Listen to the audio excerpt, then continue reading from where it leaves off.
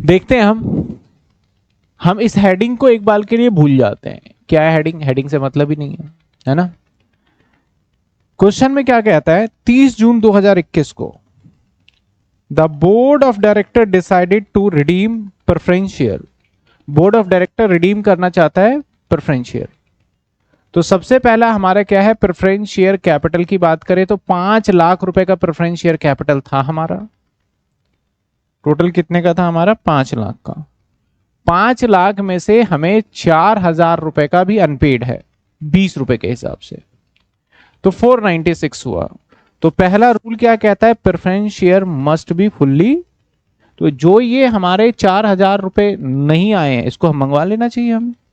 तो पहली एंट्री अगर हम बात करें तो एंट्री कौन सी होगी, फाइनल कॉल की एंट्री हम मंगवा लेंगे। हमें प्रेफरेंस शेयर कितना चाहिए, तो हम ये देख रहे थे कि प्रेफरेंस शेयर का सबसे पहले मैं एंट्री लिखूं यहां पे पहले, यानी हमारा प्रेफरेंस शेयर जो है कैपिटल जो है 5 लाख रुपए हमें रिडीम करने हैं। अब मुद्दे की बात है सर ये कैसे करना है, ये करना है आप ध्यान से देखेंगे तो ये कहता है premium of 10% and sale investment भी कर रहा है। तो इसके ऊपर हमें 10% का मतलब सिक्योरिटी प्रीमियम भी हमें चाहिए। कितने रुपए? 10% का मतलब हो गया 50,000। ठीक है, आगे क्या कहता है, हमने इन्वेस्टमेंट भी बेच दिया, मार्केट प्राइस जो था 80,000 का। कहता है sale investment it's market price 80,000। हमारे पास इन्वेस्टमेंट था कितने का? 1 लाख का था। तो भैया इसको हमने काम करने के लिए हमने क्या क्या करा है, नंबर 1 हमें क्या करना है, सबसे पहले हमें फाइनल कॉल के पैसे मंगवाने हैं, अमाउंट मंगवाने हैं। मैं एक क्लियरिटी दे रहा हूं। नंबर 2 हमें एक और काम करना है, इन्वेस्टमेंट सोल्ड।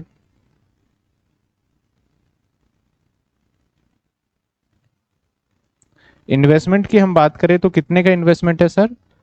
1 लाख का, जिसको क्वेश्चन में हम सोल्ड करने जा रहे हैं 80,000। मीन्स हमें 20,000 रुपीज का हो गया लॉस। ठीक है, 20,000 का हो गया लॉस। आगे कहता है they also decide issue sufficient number of equity share 10 rupees each at a premium 1। यानी हम इस काम को करने के लिए, इस रिडम्पशन प्रेफरेंस शेयर को अंजाम देने के लिए हमने क्या फैसला किया है कि हम प्रेफरेंस शेयर को रिडीम करने के लिए हम मिनिमम नंबर ऑफ शेयर्स जो होगा उसको हम इशू करने वाले हैं। अब sir minimum number of shares कितना होगा और कितना इशू करने वाले हैं नहीं बताया, बस ये बोला 10 का शेयर होगा और उसे 1 रुपये प्रीमियम पे करेंगे। यानी कुछ कुछ आप देखोगे तो लास्ट क्लास वाला फील एक तरीके से आ रहा है आपको कि मिनिमम नंबर वहां भी बोल रहा था और यहां भी बोल रहा था। तो यहाँ पे मिनिमम नंबर की हम बात अगर करें तो बोलते हैं कि भैया मिनिमम नंबर नहीं पता है हमें, लेकिन हाँ 10 रुपए का 1 रखना और प्लस में आप 1 रुपए का क्या कर लेना, सिक्योरिटी प्रीमियम कर लेना। चलिए आगे देखते हैं। कहता है required the unutilise security premium account leaving. कहता है कि required after utilisation of surplus account leaving balance 1 lakh. इस लाइन ने पिछले वाले कॉन्सेप्ट को थोड़ा पूरा बदल दिया।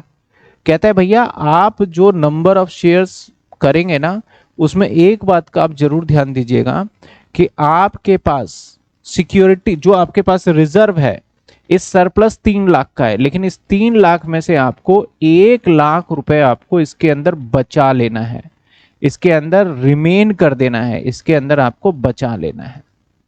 यानी आपके पास 3 लाख जरूर दिख रहा है लेकिन आप इसमें से 3 लाख मत इस्तेमाल करना, 2 ही करना। कौन से लाइन से पता चला? कहता है required after utilise the surplus account leaving balance 1 lakh premium on redemption required set off against security premium account. कहता है प्रीमियम जो है सिक्योरिटी प्रीमियम का उसको सिक्योरिटी प्रीमियम से यूटिलाइज कर सकते हो सेट ऑफ करने के लिए। आगे कहता है repayment redemption is the full except the 100 share. एक ये बहुत प्यारी लाइन है और बहुत इंपॉर्टेंट है कि जब हम पैसे देने गए तो 100 शेयर होल्डर ऐसे थे जो कि हमें मिल ही नहीं पाए और उसके पैसे हम लौटा भी नहीं पाए। यानी सर 5 लाख देने गया तो उसमें से 100 शेयर होल्डर के मैं पेमेंट नहीं करूंगा क्योंकि वो मिला ही नहीं। मैंने बोला भाई किसके पैसे हैं, ले जाओ पैसे, ले जाओ पैसे, मैंने इतनी रिक्वेस्ट की लेकिन वो मिला ही नहीं। आगे कहता है रीपेमेंट रिडम्पशन, आगे कहता है पास journal entry above assumption and also prepare balance sheet. तो बैलेंस शीट तो मान के चलो हर क्वेश्चंस में आएगा ही आएगा आपका। सर ये मैं इसलिए कह रहा हूं दिल्ली 2011 में भी आया हुआ है, और यहां पे तो सिर्फ 2011 लिखा हुआ है, कई बार आया हुआ है ये क्वेश्चंस, और मेनी टाइम्स आया हुआ है, और इंपॉर्टेंट क्वेश्चंस है। ये क्वेश्चन अगर आपके एग्जाम में आता है तो डेफिनेटली ये 15 नंबर का या फिर 18 नंबर का एक क्वेश्चन आपका बन के आने वाला है। अब सर हमसे इतनी बातें जो कर रहे हो क्यों कर रहे हो आप? सिंपल सी बात है ना, हमारे दिमाग में आया मिनिमम नंबर और इक्वेशन मेथड लगाते हैं और कर लेते हैं। मैंने कहा इक्वेशन मेथड वहां पे लगाना पड़ता है जहां पे हमारे पास सरप्लस और प्लस कम पैसा हो। अब हमें सिक्योरिटी प्रीमियम में कितने पैसे चाहिए? 50,000। हालांकि यहां पे आप इक्वेशन मेथड लगा दोगे तो कोई बुराई नहीं है, लग जाएगा आपका। और यहां पे देखा जाए तो हमारे पास सिक्योरिटी प्रीमियम में कितने पैसे हैं? 30,000। कितने हमारे सरप्लस में है? 3 लाख। सिक्योरिटी प्रीमियम में 30,000, तो 20,000 रुपए का और हमें प्रीमियम की जरूरत पड़ेगी। तो हम अगर मोटा मोटा अंदाजा लगाएं कि हमारे पास 5 लाख रुपए में से हम कितना पैसा सीआरआर में डाल सकते हैं, पहले तो ये पता कर लो सीआरआर में डाल सकते हैं। मैं कैलकुलेशन जाता हूं यहां पे लेके आपके लिए। भाई मेरे पास जो है जनरल रिजर्व में हमारे पास है 3 लाख, उसमें से माइनस कर दो जो कि मिनिमम रखना है 1 लाख, और माइनस कर दो जो आपका क्या हो गया लॉस। कितना हो गया था लॉस? 20,000। तो नाउ आपके पास अवेलेबल बैलेंस आया 1,80,000, और ये फ्री यूटिलाइज करने हैं आपको। किसके लिए? ये फ्री यूटिलाइज करने हैं आपको सीआरआर बनाने के लिए। तो मैंने यहां पे सीआरआर अगर बनाता हूं मैं तो 180 का तो सीआरआर बन गया। नाउ हमें रिक्वायरमेंट जो है 5 में से 180 माइनस कर दे तो 3,20,000 का हमारा क्या बन जाता है सर? 3,20,000 का हमारा बन जाता है शेयर इशू करने पड़ेंगे। और अगर हम 3,20,000 का 10% प्रीमियम है, क्योंकि 10 रुपए का जब देखोगे 1 रुपए तो 10% ही प्रीमियम है, तो 32,000 यहां से प्रीमियम आ जाने हैं। ठीक है, 32,000 यहां से प्रीमियम आ जाएगा। और पहले से कितना प्रीमियम पड़ा हुआ था हमारे पास? 30,000। तो हमारे पास मोटा मोटा प्रीमियम का पैसा कितना हो गया? 60,000 रुपए। और हमें प्रीमियम की रिक्वायरमेंट कितनी है? Only and only 50,000। कौन से प्रीमियम भैया? इसको पेमेंट नहीं करोगे क्या ये प्रीमियम का पैसा? मैं थोड़ा सा इसको हटा के ना इधर साइड ले जाता हूं, कहीं आप सोच लो सर ये प्रीमियम के बारे में बता रहे हो क्या। ये पैसा का इंतजाम करना है जो कि हमारे पास बन रहा है टोटल। अब सर क्या इस क्वेश्चन को अगर हम इक्वेशन मेथड लगा के करते हैं तो क्या गलत हो जाएगा? बिल्कुल भी नहीं। आपका बुक से आंसर डिफर होगा लेकिन गलत नहीं माना जाएगा। ठीक है ना। अगर हम इसको इक्वेशन लगा के करते तो क्या करते? तो सिंपल सी बात रखता मैं कि भैया मुझे चाहिए तो टोटल कितने? 5,50,000 इजिकल टू रिजर्व में हमारे पास पैसा कितना पड़ा हुआ है? सब लॉस वॉस माइनस करके रखते, तो रिजर्व में हमारे पास पड़ा हुआ है 180 और प्लस में 30,000। प्रीमियम वाला पैसा भी एड ऑन कर लेते हैं और प्लस कर देते हैं हमारा, क्योंकि 10% ही है तो वही आ जाना था आपका 21 डिवाइडेड बाय 20n, मतलब कि काट पीट के करोगे तो यही निकल के आ जाएगा ना। इसको हम इधर उधर करेंगे, 2 10 माइनस कर देते हैं हम अगर इसमें से, तो ये बच जाता है 3,40,000 is equal to 21n divided by 20। तो 20 से इंटू कर देते हैं,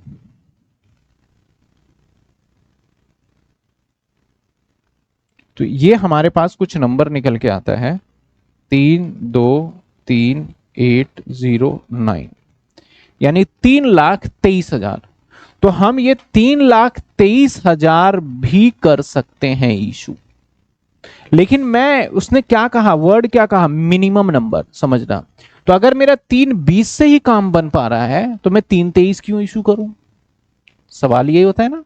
तो 3,23 के क्यों इशू करूं? आप समझ पा रहे हो मैं क्या बता रहा हूं? तो अगर हमारा सर 21/20 कैसे आया? खुशी आप लास्ट क्लास में अगर थे तो वो था ना, हमारा n लेते थे, मैं यहां पे बता देता हूं, x ले लिया और प्लस में x इंटू में 10/100 करते थे। तो इस पूरे को सॉर्ट आउट करने के बाद हमारा 5% है 10% है? 10% है ना। हाँ, यहाँ 10/100 तो नहीं आएगा, यहाँ अलग आएगा। अगर मैं इसे 10/100 कर लेता हूं तो 10 10 11 हो जाएगा। 11 मेरे से गड़बड़ हो गई, ये 11/10 हो जाएगा।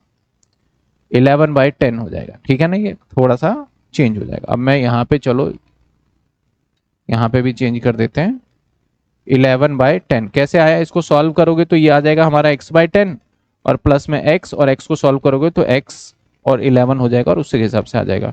तो ये 3,40,000 का हो जाएगा 34 लाख डिवाइडेड बाई 11। हमारे पास मिनिमम नंबर जो निकल के आया दैट इज 309090, ये मिनिमम नंबर, ठीक है।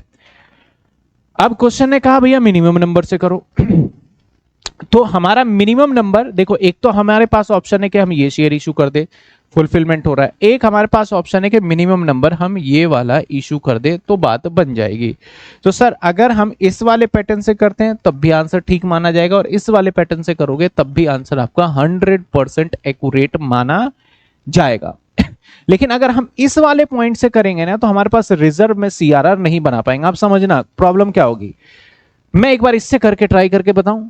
चलो सर, हमारे चाहिए कितने, 5 लाख, 5 में से हमने क्या कर दिया, 309090 का शेयर इशू कर दिया। बचे कितने हमें सीआरआर बनाने के लिए, सीआरआर बनाना पड़ेगा हमें लगभग 1 लाख, क्योंकि 390 हो गया ना, 19010 शायद 10, मतलब 0010, 1,90,000 हमें कहां डालना पड़ेगा, कहां डालना पड़ेगा बताओ भाई। जो बच्चे एकदम होशियार हैं, जो देख रहे हैं, मुझे बताइए कहां डालना पड़ेगा। 190 हमें सीआरआर में डालना पड़ेगा, लेकिन सीआरआर में हमारे पास 190 है ही नहीं, क्योंकि सीआरआर में कितना पड़ा है।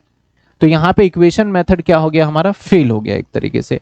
तो उसके सर हम इतनी उलझन पालेंगे कि एग्जाम में, नहीं, सिंपल सा कॉन्सेप्ट और सिंपल सा ट्रिक इस तरीके से रखना। वैसे तो ये चीजें अगर कोई बोलता है सर हम सीखने के पर्पस से बात करें, समझने के पर्पस से बात करें, तो एक्चुअल होना क्या चाहिए, तो साहब एक्चुअल होना यही चाहिए कि आपको ये सारी कैलकुलेशन करने के बाद ही आगे बढ़ना है। 18 नंबर यूं ही नहीं मिल जाएंगे आपको, उसमें मेहनत करनी पड़ेगी। वैसे ये चैप्टर ही 15 नंबर का है, तो 18 पूरे यूनिट ही 15 का है, तो 18 का तो हो ही नहीं सकता सवाल। मैंने कहा 15 नंबर के आसपास आएगा, लेकिन जो यूनिट है ना 15 नंबर, तो सरासर झूठ है, वो 15 का नहीं होता, वो लगभग 20-22 नंबर का बन जाता है यूनिट। क्योंकि पहले मैंने सेमेस्टर 1 में भी इसी बात को आपको प्रूव किया था कि यूनिट नंबर 5 कंप्यूटराइज अकाउंटिंग वाला था, और उसमें से आपने देखा पेपर में कितना आया, जो कि बोल रहे थे कि 5th यूनिट हमारा 20 नंबर का, और उसमें से 20 नंबर के लायक कोई क्वेश्चन था ही नहीं। तो इसी तरीके से यहां पे भी होता है। तो आप बताइए कि आपको यह समझ में आया कि हम इक्वेशन मेथड लगाएंगे तो क्या हम सक्सेस हो पाएंगे, तो जवाब नहीं, क्योंकि हमारा सीआरआर कम पड़ रहा है। तो हमें इसी प्रॉब्लम को इस तरीके से सॉल्व करना पड़ेगा। मैंने 2 बातें समझाई है, एक मैंने सिंपल सीआरआर बना के चेक करके देख लिया कि भैया हमारे पास टोटल 62,000 प्रीमियम है, जो कि इनफ है फॉर रीपेमेंट ऑफ हमारा सिक्योरिटी प्रीमियम को राइट ऑफ करने के लिए। दूसरा, मिनिमम नंबर वाले लगाने से हमारे पास सीआरआर बनाने के लिए हमारे पास मिनिमम पैसे नहीं बच रहे हैं। तो बताइए हमें आप हो, क्या मैं इस वाले जो ये मेथड है, क्या इस वाले मेथड से क्या हम क्वेश्चंस को आगे कर पाएंगे या नहीं कर पाएंगे। जो बच्चा सीरियसली और ध्यान से सुन रहा है मुझे फटाफट कमेंट में जवाब दीजिए, क्या इस इक्वेशन मेथड से ये हमारा सॉल्व हो सकता है या नहीं हो सकता। दोबारा समझा दो। Okay sir, loss will be always subtract from SPR. नहीं, लॉस हमने एसपीआर से नहीं किया, हमने लॉस जीआर से किया।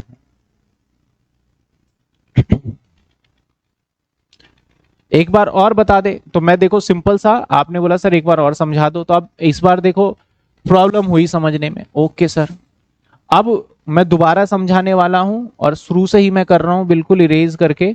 तो जो बच्चे नहीं समझ पाए, एक एक बात को सुनना तो रिफ्रेश हो जाएगा, क्योंकि मैं उसको रिपेयर करूंगा ना तो वो मजा नहीं आएगा। तो इसलिए आप सब भी जब भी क्वेश्चन प्रैक्टिस करें ना होना, काट पीट के दोबारा कर लो आप, तो ज्यादा बेहतर रहता है। हमारे पास प्रेफरेंस शेयर कैपिटल कितने हैं हमारे पास, भैया प्रेफरेंस शेयर कैपिटल है तो यूं 5 लाख का, लेकिन 4,000 रुपए एरियर है, तो वो तो मंगवा लेंगे हम। तो साहब प्रेफरेंस शेयर कैपिटल की बात करें तो वो है 5 लाख। क्वेश्चन में नीचे क्या कहता है कि सर इसको ना सिक्योरिटी प्रीमियम पे रिडीम करेंगे। कहता है 30 जून 2021 को the board of director decide to redeem the preference share at a 10% premium. यानी जो ये प्रेफरेंस शेयर है इसको ऐसे नहीं रिडीम करना, इसके ऊपर सिक्योरिटी प्रीमियम भी पेड करना है। दैट इज कितने पेड करना है सिक्योरिटी प्रीमियम? 50,000। 10% मतलब 5 लाख का 10%, जो कि हो गया हमारा 50,000। आगे क्या कहता है? They also sale of investment. मैं यही बता देता हूं, ये जो इन्वेस्टमेंट आपको दिख रहा है ना, इसको ये सेल कर देगा, और इसको सेल करेगा वो कितने में? 80,000 में। यही कह रहा है नीचे लाइन। तो जब ये 80,000 में सेल करेगा किसको? 1 लाख वाले सामान को, तो ऐसे सिचुएशन में क्या होगा? हमारा लॉस रिजल्ट आएगा यहाँ पे। और जो लॉस रिजल्ट आएगा वो कितने का लॉस रिजल्ट आएगा हमारा? दैट इज 20,000 रुपीज का हमें लॉस मिल जाएगा यहाँ से जब हम इन्वेस्टमेंट को बेचेंगे। They also decide issue sufficient number of equity share, मतलब जितनी इक्विटी शेयर की जरूरत है उतने ही इशू करना। 10 रुपीज ईच 10% प्रीमियम, यानी जो आप नंबर ऑफ शेयर्स इशू कर रहे हो वो इशू करना है आपको 10 रुपए का एक होना चाहिए, और इसके ऊपर 1 रुपए का सिक्योरिटी प्रीमियम होना चाहिए। यानी सीधे मुद्दे की बात करें तो 10% हमारा यहाँ पे हो जाता है एसपी इशू के टाइम पे भी। आगे कहता है required utilisation of surplus account leaving balance 1 lakh. कहता है कि भैया जो आपके पास ये रिजर्व एंड सरप्लस का पैसा है ना, ये रिजर्व एंड सरप्लस का, इसको इस्तेमाल करना है आपको। ऐसा नहीं है कि मना कर रहे हैं, लेकिन इसके अंदर आपको बचा लेना है, इसके अंदर बचाना है आपको। यानी पैसे छोड़ने हैं 1 लाख रुपए, इसको तो हाथ मत लगाना। बाकी जो है उसको आप जैसे मर्जी इस्तेमाल करो, वो आपकी इच्छा है। आगे कहता है जब हम पेमेंट करने गए तो सभी को पैसे दे दिए, लेकिन 100 शेयर होल्डर मिले ही नहीं, उसको पैसे ही नहीं दे पाए। तो कोई बात नहीं भाई, नहीं दे पाए तो इसका मतलब सीआरआर ऐसा नहीं है कि 5 लाख के हिसाब से, मतलब कि 100 शेयर माइनस करके बनाओगे। सीआर तो फुल्ली बनाओगे आप बैलेंस शीट बनाने। तो पहला हमारा जो दिमाग कहता है यहां पे नंबर ऑफ शेयर्स कितने नहीं पता, तो मैं सिंपल पहले एक कैलकुलेशन लेके चलता हूं। किसका सर? मैं कैलकुलेशन लेके चलता हूं। हमारे पास साहब जनरल रिजर्व में कितना पैसा है? जनरल रिजर्व में पैसा है हमारे पास 3 लाख, जिसमें से तो क्वेश्चन रिक्वायरमेंट है, रिक्वायर्ड है कि भैया मिनिमम आपको 1 लाख तो बचाना है, तो ये तो यूज ही नहीं हुआ। और अगर कोई लॉस वगैरह है तो यहीं से माइनस होगा, क्योंकि सरप्लस है नहीं। तो लॉस की बात करें तो हमारा लॉस भी है, तो लॉस कितने का? हमारा 20,000 का है। तो यहां पे हमारे पास यूज करने के लायक हमारे पास सिर्फ और सिर्फ कितने बचे? 180। यानी 180 से ज्यादा तो हम यूज ही नहीं कर सकते जनरल रिजर्व को सीआरआर बनाने के लिए। 180 से ज्यादा हो ही नहीं सकता। चलो सर यानी हमारे पास सिर्फ यही पड़ा हुआ है। अब नंबर ऑफ शेयर्स कैसे निकाले? सर पिछली क्लास में तो आपने मिनिमम नंबर ऑफ शेयर्स निकालने के लिए वो इक्वेशन मेथड निकाला था जहां से सब कुछ सेम आ रहा था। यहां पे भी वही लगाओ। चलो मैं यहां पे नंबर ऑफ शेयर्स निकाल के अगर चेक करता हूं, नंबर ऑफ शेयर्स निकाल के अगर चेक करता हूं, तो ऐसे सिचुएशन में क्या होगा? आपका क्या फॉर्मूला था? आपका प्रेफरेंस शेयर कैपिटल प्लस में security premium is equal to जो आपके पास रिजर्व है प्लस में आपका सिक्योरिटी प्रीमियम प्लस में आपका एक्स मान लेते हैं, और प्लस में एक्स इंटू में प्रीमियम डिवाइडेड बाय 100। तो अगर मैं यहां देखूं तो दैट इज ये टोटल ही कर देता हूं मैं 5,50,000, और रिजर्व हमारे पास है ही 180, तो 180 रिजर्व आ गया। सिक्योरिटी प्रीमियम ऑलरेडी हमारे पास अवेलेबल है, दैट इज 30,000। तो प्लस अगर मैं यहां 30,000 कर देता हूं, और प्लस में x रह जाएगा, प्लस में हमारा x बाय 100 हो जाएगा, तो वो हो जाएगा 10% है, तो x बाय 10 हो जाएगा। और आगे मैं इसको सॉल्व करने जाऊं तो 2,10,000, तो ये बच जाएगा 3,40,000 माइनस कर देंगे अगर इन दोनों को उठा के, और यहां बच जाएगा हमारे पास 11x डिवाइडेड बाय 10। अगर इसको सॉल्व करते हैं तो हमें x की वैल्यू यानी शेयर्स का कितना पैसा लगना चाहिए वो पता चल जाएगा।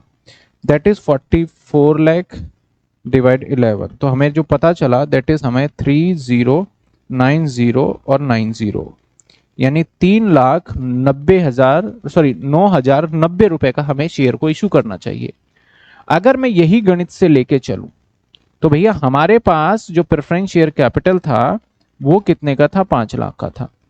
5 लाख रुपए में से अगर मैं फ्रेश इशू की बात करूं, 3090 और 90 की, तो बैलेंस हमें सीआरआर का इंतजाम करना पड़ेगा। तो CRR अगर मैं बैलेंस निकालूं तो भैया 5 लाख माइनस में 309090, तो हमें 1,90,910 रुपए का हमें CRR बनाना चाहिए। अब आप मुझे बताइए छोटी सी बात, क्या इज इट पॉसिबल, क्या ऐसा संभव या पॉसिबल है कि हम CRR 1,90,000 का बना सकते हैं? तो जवाब आना चाहिए आपका, सर 1,90,000 का CRR आप कैसे बनाएंगे, हमें तो समझ ही नहीं आ रहा, क्योंकि आपके पास बैलेंस ही पड़ा हुआ है कितने का, 180। तो 190 का तो CRR बना नहीं सकते हो। और 55 बोलता है भैया कंडीशन पूरी करो तब रिडम्पशन के लिए आगे बढ़ो, अदरवाइज आप नहीं बढ़ सकते, अदरवाइज नहीं बढ़ सकते। हाँ, पार्टली पेड अप का जो है वो फुल्ली पेड अप बना दूंगा। पहले मुझे तो आप ये बताइए कि जो ये इक्वेशन मेथड से हम करते थे, तो आप मैंने ये जो भी समझाया आप बताइए, क्या इक्वेशन मेथड को ही फॉलो करते हुए क्या हम क्वेश्चन में आगे बढ़ सकते हैं? क्या इक्वेशन मेथड को फॉलो करते हुए क्या हम क्वेश्चन को आगे कंटिन्यू कर पाएंगे, या फिर यहां प्रॉब्लम आई है? अगर प्रॉब्लम आई है तो मुझे बताइए प्रॉब्लम एक्चुअल है क्या, कमेंट में बताइए फटाफट क्या प्रॉब्लम है।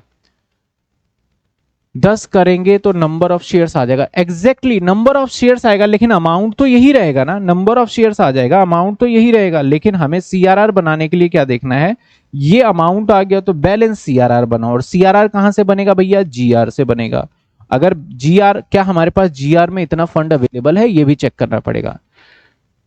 तो SV का पूरा नाम नहीं पता सर, प्रॉब्लम आएगी क्योंकि हमें 1,80,000 CRR बैलेंस है और हम 190 तो यूज कहां से लाएंगे, तो नहीं लाएंगे, तो CRR अमाउंट ज्यादा है, दैट्स वाई। समझ रहे हो ना जो मैं बताने की कोशिश कर रहा हूं, बिल्कुल बिल्कुल सही है।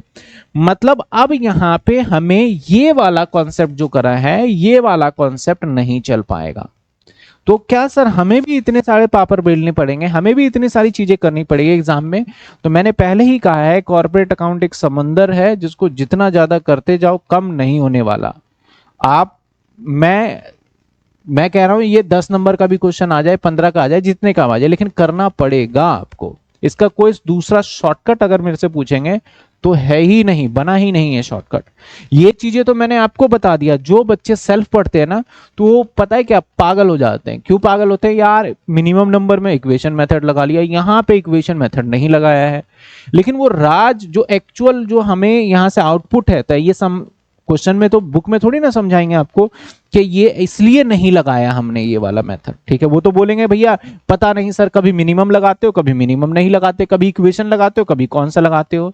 तो इस हिसाब से तो अब हमें दूसरा अप्रोच क्या फॉलो करना है, अगर ऐसे केस फंस जाता है तो दूसरा अप्रोच क्या फॉलो करना है। नंबर 1, दूसरे अप्रोच के हिसाब से दिखाया जाए तो हम 1,80,000 तो CRR बना ही सकते हैं। इतने को CRR बनाने के लिए हम आराम से कैपेबल हैं। तो सर अब बाकी कितने बच गए, बाकी बच गए 3,20,000। तो वी क्या करेंगे, हम 3,20,000 का एक फ्रेश इशू कर देंगे। 3,20,000 का क्या कर देंगे हम, 320 का फ्रेश इशू कर देंगे। अब यहां पे इसके अलावा इसका कोई दूसरा समाधान ही नहीं है। मैंने स्टार्टिंग में क्या कहा, आप करो इक्वेशन मेथड से, कोई बुराई नहीं है, लेकिन सारी कैलकुलेशन करने के बाद, हाँ अगर हमारे पास CRR में 2 लाख बैलेंस होता, अगर वो 1 लाख बचाने वाली बात ना बोलता, 2 लाख बैलेंस होता, तो मैं बोलता भैया दोनों में से कोई भी कर लो, बुक वालों की जो इच्छा लगी वो करिए उन्होंने, आपकी भी जो इच्छा लगती है वो करिए आप, समझे बात। अब हमें फ्रेश इशू इतना करना है। अब हमें ये तो इंतजाम हो गया, अब हमें क्या किसका इंतजाम करना है भैया, सिक्योरिटी प्रीमियम का इंतजाम करना है। सिक्योरिटी प्रीमियम को हमें कितना राइट ऑफ करना है, 50,000। और हमारे पास ओल्ड सिक्योरिटी प्रीमियम पड़ा हुआ था, दैट इज 30,000। और हमारे पास न्यू सिक्योरिटी प्रीमियम भी आया है। तो न्यू सिक्योरिटी प्रीमियम कैसे निकालोगे, नंबर की अगर हम यहां बात करें तो नंबर निकल के आएगा इस शेयर्स का 3,20,000, मतलब कितने होते हैं, 32,000। और 1 रुपए का सिक्योरिटी प्रीमियम है, क्योंकि 1 रुपए ही बोला था, तो आपके पास न्यू सिक्योरिटी प्रीमियम जो आउटकम आने वाला है दैट इज कितना आने वाला है, 32,000। तो यहां पे न्यू सिक्योरिटी प्रीमियम हम कितना कर देंगे, 32,000 कर देंगे। 32,000 करने के बाद तो हमें 32,000 की जरूरत भी नहीं है एक्चुअल में देखा जाए, तो हमें बस 20,000 ही न्यू वाले को यूज करेंगे। तो इसके हिसाब से हमारा सिक्योरिटी प्रीमियम भी इजीली राइट ऑफ हो जाएगा।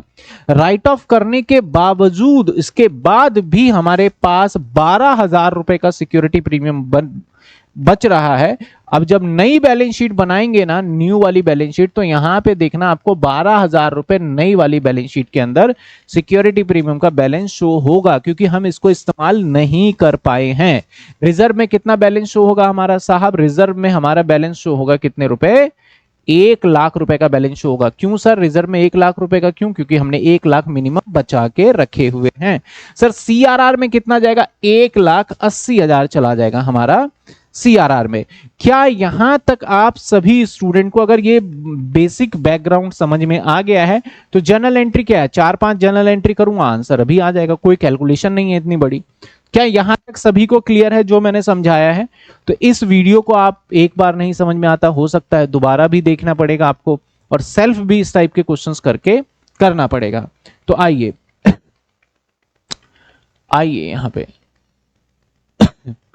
हम बात कर रहे हैं, तो पहली एंट्री हम सीआरआर क्रिएट कर लेते हैं। चलो, जनरल रिजर्व टू सीआरआर, इतनी बार करते करते तो मुझे क्वेश्चन ही याद हो गया,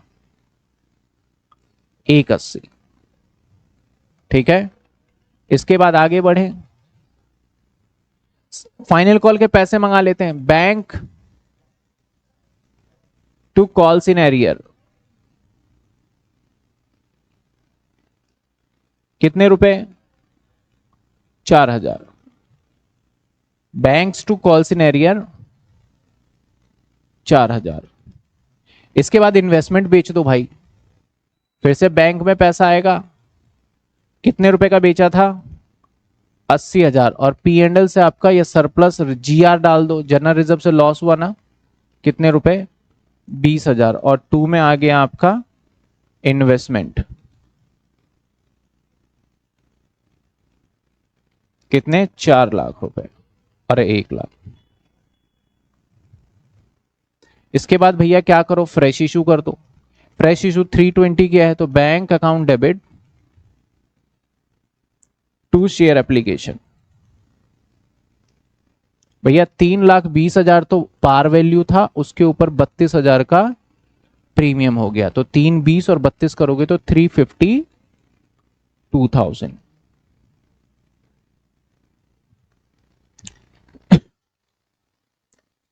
चैप्टर बहुत आसान है और लॉजिकल और अच्छा चैप्टर है अगर आप समझ के करते हैं तो। Share application to equity share capital to security premium 352, 3 lakh, sorry 320 और 32,000। इसके बाद क्या करोगे? प्रेफरेंस शेयर होल्डर को बुला लो भाई। जब हम प्रेफरेंस शेयर होल्डर को बुलाएंगे तो कितने परसेंट प्रेफरेंस शेयर होल्डर था ये भी देख लेते हैं। नहीं दिया परसेंटेज, कोई बात नहीं फिर तो preference share capital account debit और सिक्योरिटी प्रीमियम अकाउंट डेबिट और 2 प्रेफरेंस शेयर होल्डर। हमने बोला भाई आ जाओ, कितने? 5,00,000 और 50,000 और 5,50,000। लेकिन सवाल कहता है आपने बुला तो लिया, लेकिन 100 बंदे ऐसे हैं कुड नॉट बी ट्रेस्ड। इसका मतलब है 100 बंदे मिल ही नहीं रहे आपको पैसे देने के लिए, आप पैसे लेके घूम रहे हो, वो मिल ही नहीं रहे। तो भैया नहीं मिल रहे तो नहीं देंगे पैसे, और क्या कर सकते हैं। तो हम बैंक में जब पैसे देने जाएंगे, जब हम प्रेफरेंस शेयर होल्डर को पेमेंट देने जाएंगे, प्रेफरेंस शेयर होल्डर और टू बैंक करने जाएंगे, तो पूरे 5,50,000 नहीं होंगे। 5,50,000 में से हमें माइनस करना पड़ेगा, दैट इज 100 शेयर और 110, यानी 10,000। 100 शेयर 110 हो गए तो 11,000 हो गए ना, 11,000 सब्सट्रैक्ट करने पड़ेंगे। समझ में आया? क्योंकि देखो क्वेश्चन क्या कहता है कि दैट इज हमारा repayment full except share holder holding 100 share duly leave India for good, मतलब वो इंडिया से छोड़ के ही चला गया, due to his living India से चला गया, या फिर could not be trace word इस्तेमाल कर लेते कि भैया मिल ही नहीं रहा उसके हिसाब से। तो यहां पे देखा जाए तो 100 शेयर और 110 रुपए वापस करने थे हमें। प्रेफरेंस शेयर कितने का था भैया ये भी देख लेते हैं, 10 का था, 100 का था, 100 का था और 10 रुपए प्रीमियम, तो 110, 100 इंटू में 110, तो 11,000 रुपए हम दे ही नहीं सकते उसको। तो भैया बाकी माइनस तो करके दे दो बैंक से, तो 539 हम क्या करेंगे? पेमेंट कर देंगे, 539 का पेमेंट कर देंगे। समझ में आई बात आपको? इसके बाद सिक्योरिटी प्रीमियम को राइट ऑफ करना है। तो एसपी जो है हमारा ये रिडम्पशन ओल्ड वाला लिखेंगे, डेबिट कौन सा करेंगे जो हमारे पास पहले से क्रेडिट है। तो एसपी जो था हमारे पास ये ओल्ड वाला है जो बैलेंस शीट के अंदर, और प्लस न्यू वाला दोनों को मिला के, मतलब न्यू वाला जो हमने फ्रेश इशू पे किया 50,000, और 2 में कर देते हैं हम एसपी। एसपी कौन सा, ये रिडम्पशन वाला, RED लगा देता हूँ, रिडम्पशन वाला जो हमने अभी यहाँ पे डेबिट किया था, यहाँ पे एसपी 50,000, वो तो 50,000 रुपए। तो ये एंट्री हमारी जाके पूरी हो जाती है, जिसके अंदर एंट्री में अब कुछ भी नहीं बता जो कि मैं आपको बता सकूं। अब बात करते हैं सर एंट्री तो ठीक है, बैलेंस शीट का क्या, ये कहां से कनेक्टेड, ठीक है बैलेंस शीट का क्या है। तो चलो आओ बैलेंस शीट भी बनाते हैं। ये पूरा हमने यहां से इरेज कर दिया, ठीक है, पीछे से मैंने कॉपी किया था, ये इरेज कर दिया। मैं अगेन कहूंगा आपको बैलेंस शीट एग्जैक्टली जैसे बुक के अंदर बनाया हुआ है वही बनाना है आपको, उसमें कोई चेंजेस नहीं है। उसमें मेन दिक्कत है कि अमाउंट कैसे कैसे जाएगा, जो कि मैं समझा रहा हूं कि कैसे कैसे अमाउंट आएगा, बनाना वैसे ही है। देखिए ये वाला पार्ट तो हमारा हो जाना है 0, मैं यहां अमाउंट लिखूंगा नई बैलेंस शीट का, ये हो जाएगा 0। अब इक्विटी शेयर जो फ्रेश इशू है जो हमारा पहले 6 लाख का था, इसके अंदर और जुड़ जाने हैं कितने, 2 लाख, कितने था, 2,30,000, 320 320 जुड़ जाना है। तो हमारे पास जो आएगा 6 और 3 9,20,000 यहां आ जाएगा। क्या आप सभी को क्लियर है ये बात। जो हमारे पास सिक्योरिटी प्रीमियम रिजर्व है ये नहीं रहेगा, क्योंकि हमने इसको यूज कर लिया, तो हमारे पास 12,000 बच गए। सर कैसे हुए, देखो 30,000 हमारे पास थे, और प्लस में हमारे पास 32,000 और आए, और माइनस हमारे पास से 50,000 चले गए थे, तो ये 12,000 बच जाएगा। जनरल रिजर्व के अंदर बात करें तो हमारे पास टोटल कितना था, 3 लाख, उसमें से 1 लाख बचा लिया, उसमें से 20,000 का लॉस माइनस कर दिया, तो टोटल हमारे पास बच गए कितने, हाँ 180 CRR के लिए यूज कर लिया। तो मैं डायरेक्टली लिख देता हूं, यह कंफ्यूजन क्रिएट नहीं करता। ओहो, डायरेक्टली लिख लेते हैं, क्या हो गया, अरे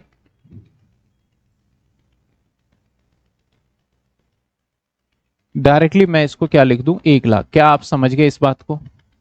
अब रह गया CRR, CRR भी बनाना है, वैसे यहीं पे आ जाएगा हमारा CRR, और CRR में हमारे पास कितना है, 1,80,000 रुपीज। तो ये हमारा बैलेंस शीट का टोटल बन जाएगा। तो बैलेंस शीट का, न्यू बैलेंस शीट का टोटल कितना है, 920, प्लस में 12,000, प्लस में 1 लाख, और प्लस में 1,80,000, दैट इज 12,12,000, 12,12,000 आपका बैलेंस शीट आ गया। चलिए अब आ जाते हैं, नहीं अभी तो लाइबिलिटी भी है, ये तो ऊपर का ही हुआ ना, 12,12,000, और प्लस ये 12 लाख एज इट इज रह जाएगा, प्लस 12 लाख, तो ये 24,12,000 आ जाएगा, 24,12,000 आ जाएगा। ठीक है, मैं इधर लिख देता हूं, 24,12,000 रह जाएगा। ठीक है, आगे चलते हैं। Plant and machinery as it is आ जाना है 12 लाख, कोई चेंजेस नहीं है। इन्वेस्टमेंट वो 0 हो जाना है। क्यों सर 0 क्यों हो जाएगा, क्योंकि हमारे पास है ही नहीं। कैश एंड कैश इक्विवेलेंट का कमाल यहां पे देखो sir, cash and cash equivalent का है, देखते हैं सर। हमारे पास कितने आए थे, 3,20,000 का 10% लगा के 3,52,000, 3,52,000 तो हमारे पास शेयर्स बेच के पैसा आया था। कहाँ है सर 3,52,000, ये रहा, बैंक में पैसा आया है। सर इन्वेस्टमेंट बेच के भी हमारे पास पैसा आया, कितना पैसा आया इन्वेस्टमेंट बेच के, 80,000, और हमारे पास पहले से भी कितना पड़ा हुआ था, 1,80,000। टोटल फंड हमारे पास इतने पैसे का है। इसमें से हमने 5,50,000 का पेमेंट, नहीं 5,39,000 का मैंने पेमेंट किया है। ये ना हमारे पास पहले से पड़ा हुआ था। अब मुझे इसमें से क्या करना पड़ेगा, माइनस कर देता हूं मैं इसमें से, अलग मार्कर लेके, जो हमें पेमेंट किया है। तो माइनस किया है हमने कितना सर, माइनस किया है हमने 539 हमने क्या किया, माइनस कर दिया। तो अगर मैं इसको जोड़ता हूं -539, तो हेयर हमारे पास 73,000 रुपीज अवेलेबल है। कितने अवेलेबल है हमारे पास, 73,000 रुपीज हमारे पास अवेलेबल है। यहाँ पे गड़बड़ टोटल है, देखो यहाँ टोटलिंग में थोड़ा मिस्टेक था ऊपर, जिसको हम फिर से करेक्ट कर रहे हैं। क्योंकि आप लाइबिलिटी साइड का अगर टोटल करते हो तो 6 4 10 तो यही हो गया, और 12 ये हो गया, तो 22-23 लाख रुपए टोटल बन रहा है। तो आई डोंट नो क्या मिसिंग है इसमें।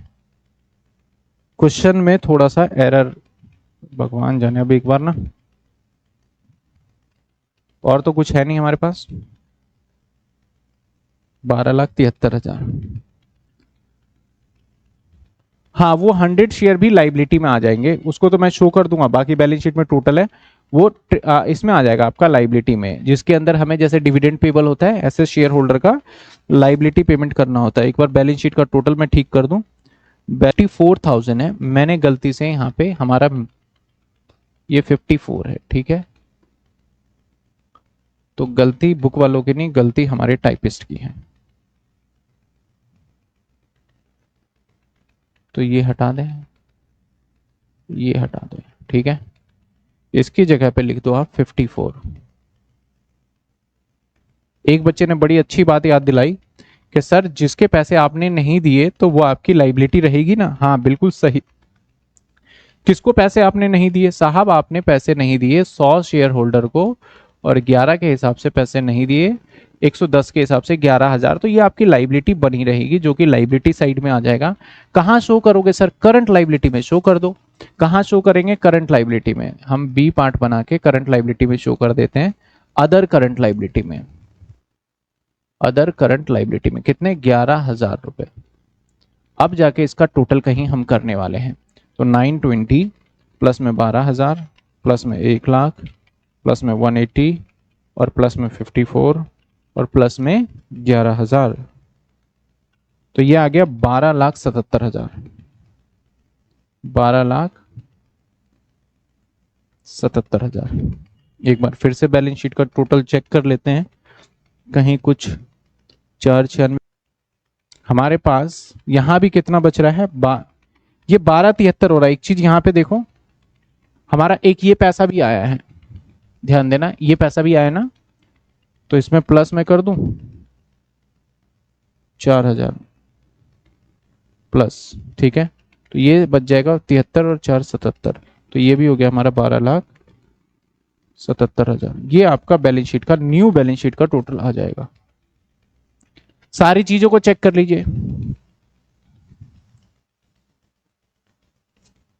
सर जिसका पैसा देखो वो आप नोट्स टू अकाउंट्स में, नोट्स टू अकाउंट्स में आप उसको करके दिखाओगे बकायदा, बैलेंस शीट में कैरी फॉरवर्ड नहीं करोगे, क्योंकि उन चीजों को मैंने यहां जीरो बता दिया, लेकिन नोट्स टू अकाउंट्स में मैं लेस करूंगा रिडम्पशन। आप सभी के पास बुक होगी, अमाउंट आपको समझ में आ गया, लाइबिलिटी एसेट्स क्या आएगा, इसमें बैलेंस शीट बना रखा होगा, और इसी बैलेंस शीट के नोट के अकॉर्डिंग आपको चलना है। और इसकी प्रैक्टिस अगर नहीं करी ना, और सब कुछ आता है तो कुछ नहीं आता, इसका मतलब आपको। अरे स्किप हो गया, बताइए समझ में आया? सर कल से न्यू चैप्टर? नहीं नहीं भाई, न्यू चैप्टर कैसे करा देंगे? न्यू चैप्टर तो तभी करा पाएंगे जब पुराने चैप्टर खत्म होंगे। इसके अंदर हाँ कह सकते हो कि मैक्सिमम कॉन्सेप्ट हो गया है। इसके बाद अगला क्वेश्चन है, बस बोनस शेयर का करना है। 16 क्वेश्चन में कुछ ऐसा है नहीं, होमवर्क में दे देता हूं। 17 में कुछ है, 3 दिन और चलेगा ये चैप्टर। आज है कौन सा डे? आज वेडनेसडे, थर्सडे, सैटरडे, संडे, 3 दिन और। सर बैलेंस शीट में सरप्लस के आगे 10 लाख क्यों लिखा है? 10 लाख नहीं है, 1 लाख लिखा है। क्योंकि 1 लाख इसलिए लिखा है सरप्लस के आगे, क्योंकि 1 लाख रुपए हमने बचाए थे क्वेश्चंस के अकॉर्डिंग, तो 1 लाख बचे तो हमारे पास ही होंगे, इसलिए लिखा हुआ है 1 लाख रुपए। सर क्वेश्चन फुल सॉल्यूशन डाल दीजिए। सर इस क्वेश्चन का फुल सॉल्यूशन मैं डाल दूंगा। वैसे फुल सॉल्यूशन जनरल एंट्री का तो यही सॉल्यूशन है, इसके बैलेंस शीट का जो बना होगा डाल दूंगा, क्योंकि ये ऑनर्स के बुक का क्वेश्चन है। प्रोग्राम में ये क्वेश्चन नहीं है, नहीं प्रोग्राम में, तो प्रोग्राम वाले में नहीं है, तो वो मैं डाल दूंगा। तो इसका कल जैसे आओगे ना, तो इसका पीडीएफ अजय ने अगर होगा, जैसे भी होगा सॉल्यूशन का इमेज क्लिक करके डाल देना उसमें।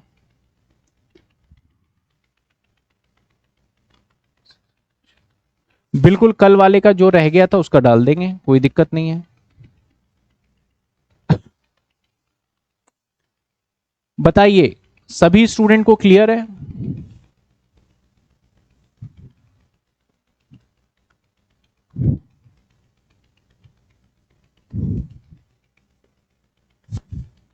सभी स्टूडेंट को क्लियर?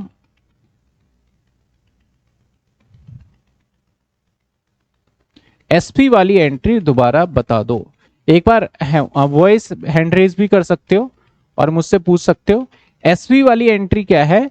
एसपी वाली जर्नल एंट्री, क्योंकि हमें सिक्योरिटी प्रीमियम जो है होगा, हम क्या करते हैं, जब मैं सिक्योरिटी प्रीमियम डेबिट कर रहा हूं तो मैं इसका यूज कर रहा हूं, और जब किसी चीज को आप यूज करोगे और वो डेबिट हो रहा है, मतलब वो पहले कभी क्रेडिट था। वो अगर मेरे पास कैश है, कैश में पैसा पड़ा हुआ है और वो डेबिट है, और मैंने बोला मैं कैश को यूज कर रहा हूं, तो आपको कैश को पता है क्या करना पड़ेगा? क्रेडिट करना पड़ेगा। इसलिए आप क्या करते हो, कोई सामान खरीदते हो, purchase account debit to cash करते हो। सेम मैंने कहा कि मुझे सिक्योरिटी प्रीमियम का यूज करना है, तो हमारे पास पहले क्रेडिट था। क्रेडिट कहां था सर? बैलेंस शीट में था। कहां? बैलेंस शीट के लायबिलिटी में। तो एक बार चेक करो, हमारे पास सिक्योरिटी प्रीमियम एक 30,000 रुपीज ये पहले से क्रेडिट था, और एक और सिक्योरिटी प्रीमियम हमने क्रेडिट किया था 32,000। यानी हमारे पास टोटल सिक्योरिटी प्रीमियम कितना बचा था? 62,000 रुपीज हमारे पास सिक्योरिटी प्रीमियम हो चुके थे। अब मैं यूज करूंगा, लेकिन मुझे यूज कितना कर रहा है? क्वेश्चन कह रहा है भैया आपको तो मात्र कितना चाहिए? 50,000 ही चाहिए। तो मैंने 50,000 यूज किया। तो कैसे किया? बैलेंस शीट में से 30 और नए वालों जो आया उसमें से 20। ये 30 और नए वाला जो आया उसमें से मैंने 20। तो ऐसे 50,000 और सिक्योरिटी प्रीमियम क्रेडिट, इसको मैं राइट ऑफ कर रहा हूं। तो कहीं ना कहीं ये डेबिट रहा होगा, तभी क्रेडिट कर रहे हो आप, राइट ऑफ कर रहे हो। राइट ऑफ का मतलब खत्म कर रहा हूं एक तरीके से यूज। तो ये कौन सा सिक्योरिटी प्रीमियम है भैया? ये जो ये वाला सिक्योरिटी प्रीमियम डेबिट था, इसलिए इसको क्रेडिट करके हमने राइट ऑफ कर दिया है।